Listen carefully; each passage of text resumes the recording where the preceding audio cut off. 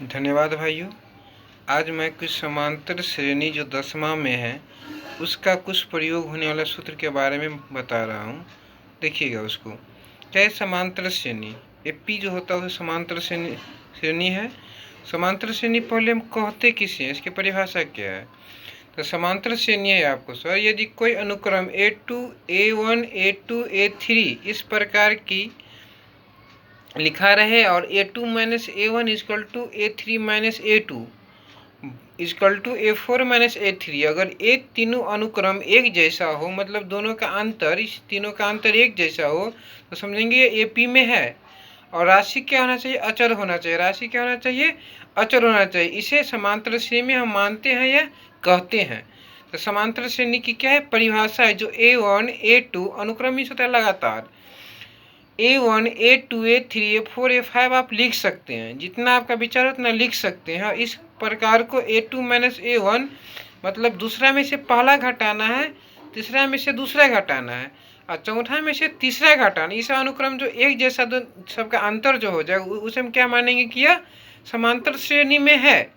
जैसे हम लिखे हुए हैं यहाँ पे 4 9 14 19 100 150 200, तो सर 4 9 14 19 जो है इसको आप पहला पद में से दूसरा पद में से पहला पद घटाते हैं आप, तो 9 में से 4 जरा क्या रहेगा? 5 रहेगा। और तीसरा में से दूसरा जो घटाते हैं आप, तो चौथा में से 9 जाएगा तो 5 रहेगा। और फिर चौथा में से तीसरा जो घटाते हैं तो 19 में से तो रह जाएगा 5 है। मतलब हुआ किया यह समांतर श्रेणी है, मतलब समांतर क्रम में यह है। और समांतर श्रेणी में एक यह बात भी है आपको कि इसको किसी समांतर श्रेणी को उसके उल्टे क्रम में लिखने पर, किसी समांतर श्रेणी को उसे उल्टे क्रम में लिखने पर भी वह समांतर श्रेणी में होता है।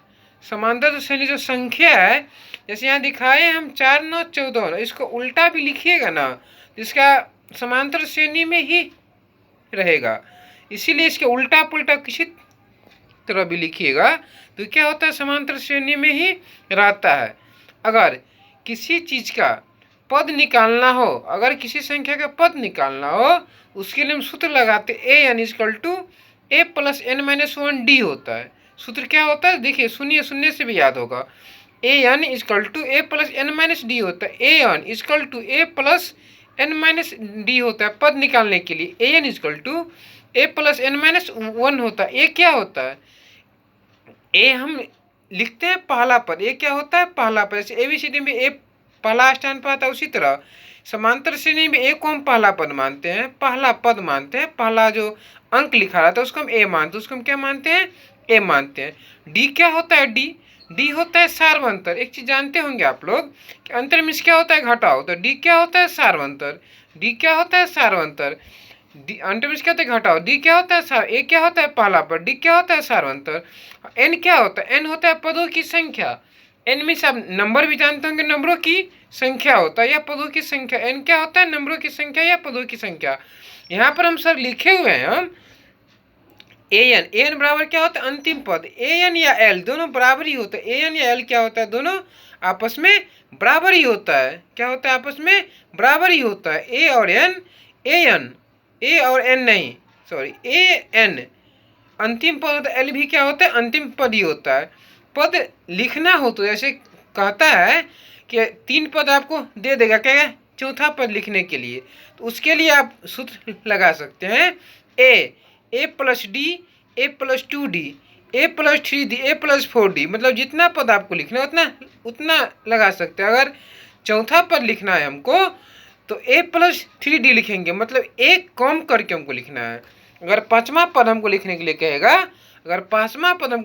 कहेगा, तो ए प्लस 4d लगाएंगे। क्या लगेगा? ए प्लस 4। गिन के देखिए, ए क्या हुआ? 1 हुआ, ये 2 हुआ, ये 3 हुआ, ये 4 हुआ, ये 5 हुआ। और छठा पद अगर हमको लिखना है तो ए प्लस 5d होगा। ए प्लस 5d होता है।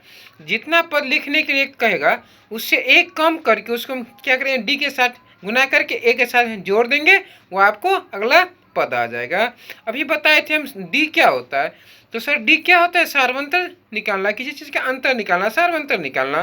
डी निकालने से आपको पता चलेगा कि यह समांतर श्रेणी में है या नहीं, एपी है या नहीं। जैसे यहाँ लिखे हम सार्वमात्र निकालना हो तो मतलब डी निकालना हो तो क्या लिखे हैं, A2 माइनस A1, क्या लिखे, A2 माइनस A1 लिखे हैं और A3 माइनस A2 लिखे हैं।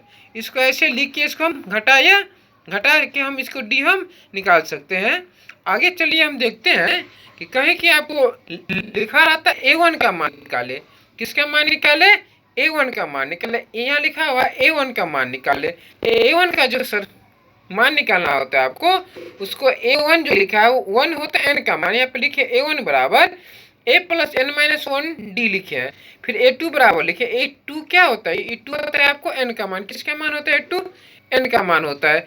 A प्लस 2 माइनस 1 डी लिखे हैं। फिर क्या लिखे, A3 equal to A plus 3 minus 1 D लिखे। क्या होता है आपको, n का मान जो लिखा हुआ है वो n का मान होता है। किसका मान होता है, वो n का मान होता है। किसका मान होता है, वो n का मान होता है, n का मान होता है। अब जैसे कुछ सवाल हम आपको बताने जा रहे हैं, सवाल देखिएगा आप।